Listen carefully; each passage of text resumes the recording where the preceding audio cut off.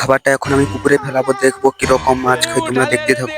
আর ফেলানোর সঙ্গে সঙ্গে পুকুরে যে জালটা আছে, জালের এই ছেলেটা কালকে সেই বকটাকে ধরে নিয়ে এসে তার বাড়িতে বেঁধে রাখছে। কালকে যে তোমাদেরকে মাঠে ওই যে বকটা দেখেছিলাম, ওই বকটা সে তার বাড়িতে বেঁধে রাখছে। হ্যালো গাইস, তোমরা সবাই কেমন আছো? আশা করছি তোমরা সবাই অনেক ভালো আছো। আর গাইস, এখন আমি সকাল সকাল চকচকে ধকধকে একটা মিনি ব্লগ নিয়ে চলে এসেছি।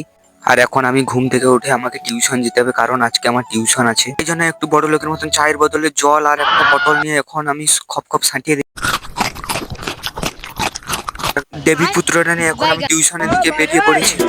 El pasito de la Martita.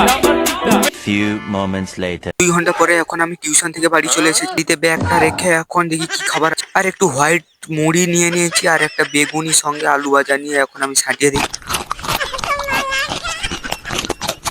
আর খাবার দাবার শেষ করে আমার 1.5 কোটি টাকার জেড এক্সটেন্ডটা নিয়ে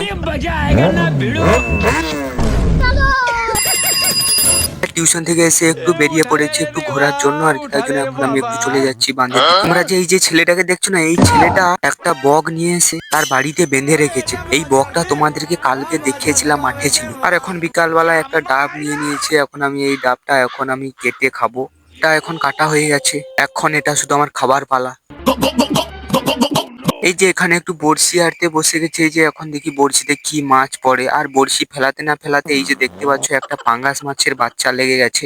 আর এখন একটু আমার ডিরেকশনটা নিয়ে বেরিয়ে পড়েছি একটু এয়ারপোর্টের দিকে। তাই জন্য এখন আমি যাচ্ছি এয়ারপোর্টের দিকে। 1-2 ঘন্টার মতন আসার পরে তারপরে এখন আমি চলে এসেছি আমাদের ফ্ল্যাটের কাছে। এখানে যে সুইমিং পুলটা দেখতে পাচ্ছ, এই সুইমিং পুলে এখন আমি এই খাবারটা এখন ফেলে দেবো। এখন দেখি কি মাছ খায়। এই যে ফেলার সঙ্গে সঙ্গে সব মাছ জড়ে গেছে। আর জালের ফাঁসের থেকে খাবারটা বড় হওয়ার কারণে ওটা জালের ওপরে লেগে আছে। আর এখন ছোট হয়ে গেছে, এখন জলে পড়ে আছে। Tata, bye bye.